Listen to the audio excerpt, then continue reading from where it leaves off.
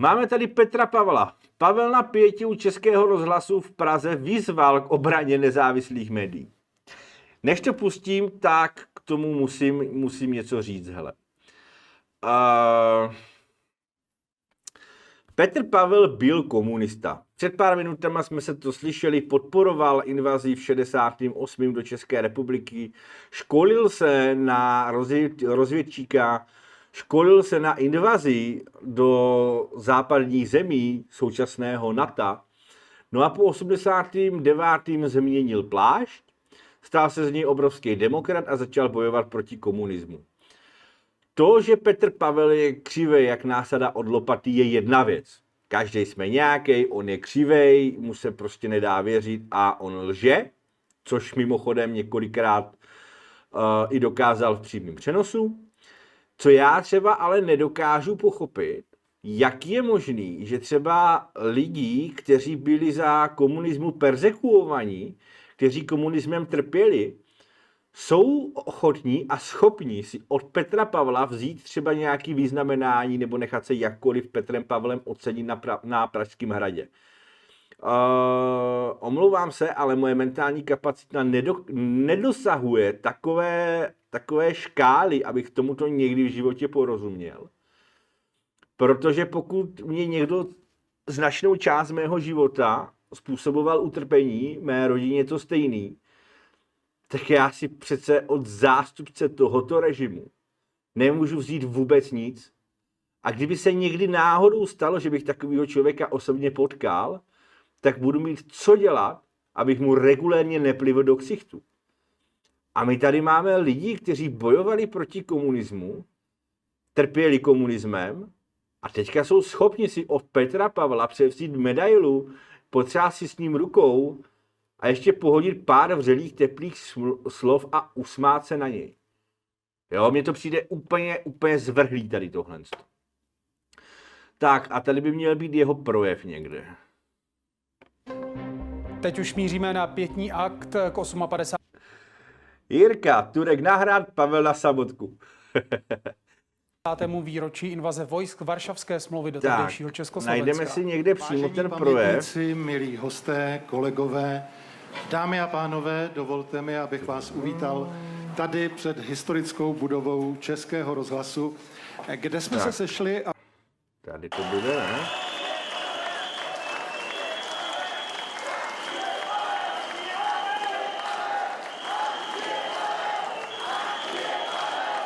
Hej, tady máte Hřiba a ti lidi regulérně skandujou, ať žije Pavel. Jo, ono to nejde vidět. OK, tak to je na prd.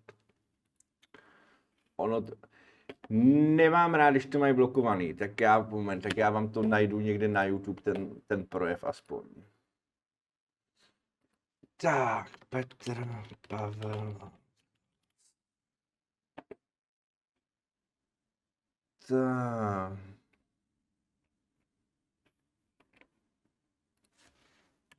Projev.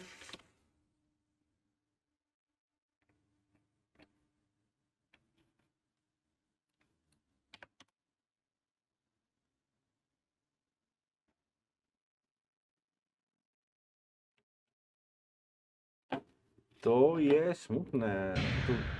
58 let dnes uplynulo od... Byť plíživějšímu, než jaký představovali rusky hovořící vojáci se samopaly. Nedovolme proto, abychom o ně v důsledku jejich postupného rozkladu přišli. Svobodné slovo, nezávislá média a odvaha říkat pravdu jsou jedním z prvních terčů každé moci, která chce normalizovat. Projevy politiků provázely reakce publika, slyšel ji i prezident.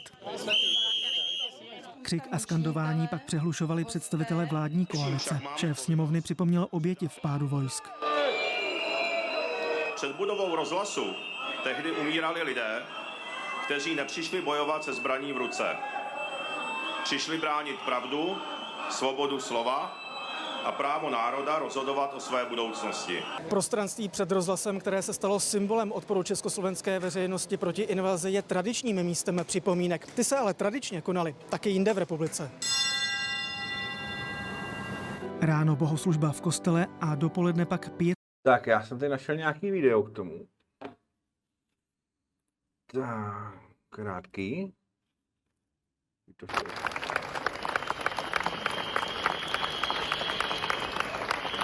Jinak, když tam Petr Pavel přišel, tak kromě potlesku tam zazněl i nějaký pískot. Marie, Filip je skvělej, má rozum na svém místě, potřebovali zakrýt průser Petra Pavla. Pavalí, ahoj Pavalí, jak se máš? Jirka, jen se divím, kde našli ty herce, co fandili Petrovičovi Pavlovičovi.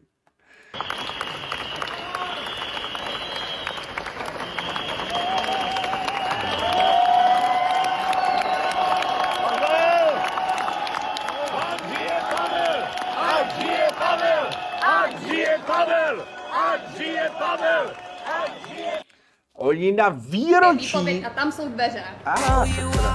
Ale Ty vole, co já budu dělat s dveřma? co to je? Oni na výročí invaze vojsk 68 křičí na komunistu, který to schvaloval, ať žije Pavel. Hej, chápete tohle z toho lidí? To je naprosto neuvěřitelný tady tohle z toho. Jako, to je jako kdyby semka přišel nějaký vrcholný důstojník německé armády z druhé světové a oni mu tleskali a povzbuzovali ho. To je úplně brutální tohlensto.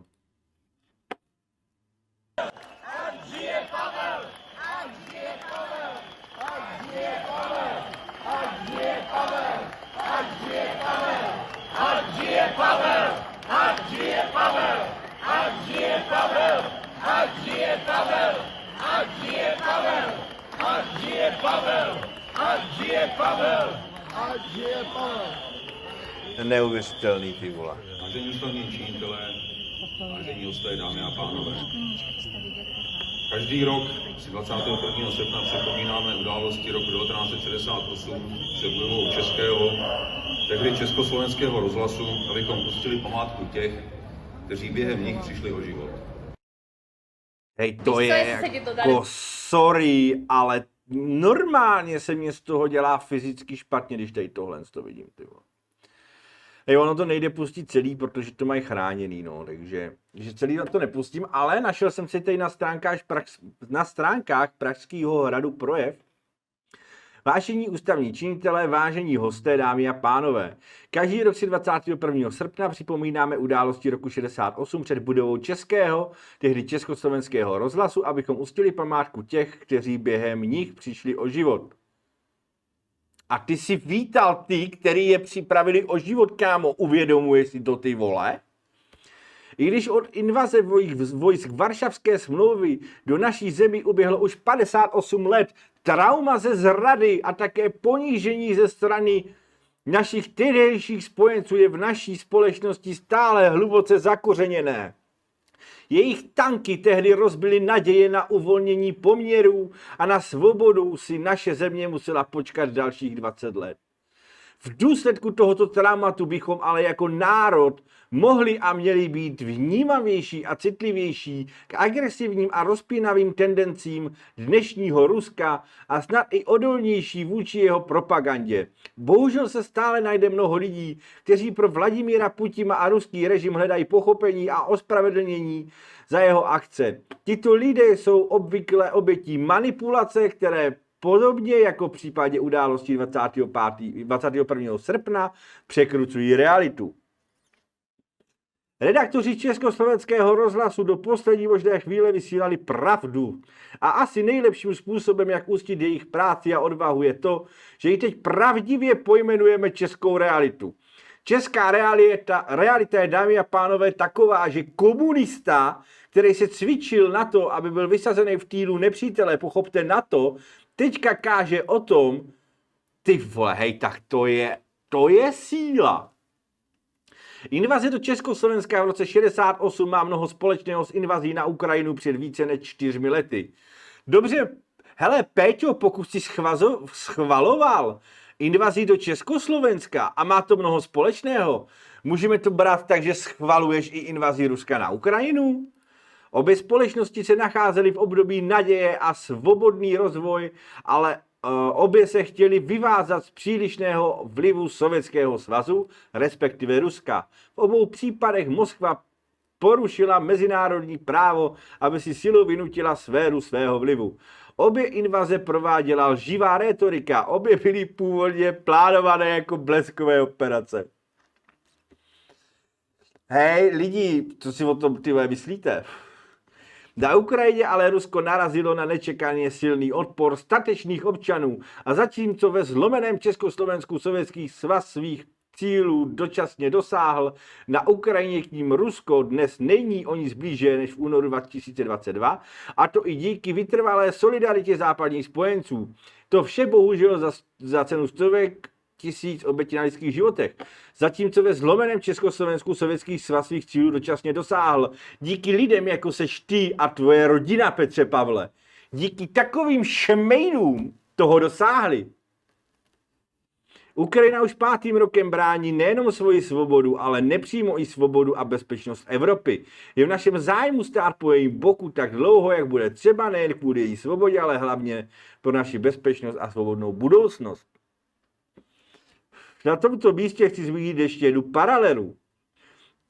Československý rozhlas sehrál v roce 68 zásadní roli v informování obyvatel o vpádu sovětských vojsk a následném vývoji situace. Český rozhlas, ale také Česká televize dnes sehrávají zásadní roli v českém mediálním prostoru, nejenom v oblasti zpravodajství, ale i investigativy nebo vzdělávání, kultury a sportu. Veřejnoprávní média dnes opět čelí tlaku na omezení jejich svobody a nezávislosti. Ty lžeš, to není pravda. Byť plíživějšímu, než jak ji představovali ruský hovořící vojáci se samopaly. Nezávislá média jsou ale jedním ze základních pilířů nejenom naší, ale jakékoliv demokracie. Nedovolme proto, abychom o ně v důsledku jejich postupného rozkladu přišli, postavme se na jejich obranu, až to budou potřebovat.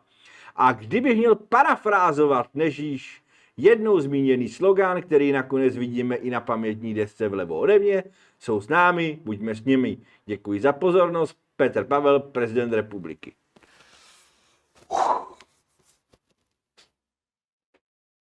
Normálně nemám slov, jakýho křiváka to máme na Hradě. Znova opakuju, byl to Petr Pavel, který schvaloval invazi z 68. Byl to Petr Pavel, kdo byl zasloužilý a přesvědčený komunista. A byl to Petr Pavel, kdo před 2 dnama popřel všechno, co říkal v minulosti a čemu věřil. Gratuluju. Iveta, nějak mi v projevu chybí, že to byli naši činitelé, kteří napřed invazi odsouhlasili, takzvaný zvací dopis, ať to bylo jakkoliv z donucení. Podepsali, aby nepřišli o funkce. Hele, to je otázka, jestli to podepsali proto, aby nepřišli o funkce, nebo proto, aby nepřišli o hlavu. A také, že to byly vojska Varšavské smlouvy, i když ta byla samozřejmě řízena SSSR, jasňačka. Pavali, navštívil jsem včera večer s přáteli holí v Hustopečích a trochu se to zvrtlo. Hele, Pavle, to se většinou stává na horech. A nakonec jsem tam zůstal do samotného rána. Co u tebe mohlo být dobré ryto? Hele, já jsem si včera a ani předevčerem vůbec nestěžoval. Byl to nejlepší víkend tohoto roku, takže jako za mě úplně skvělý.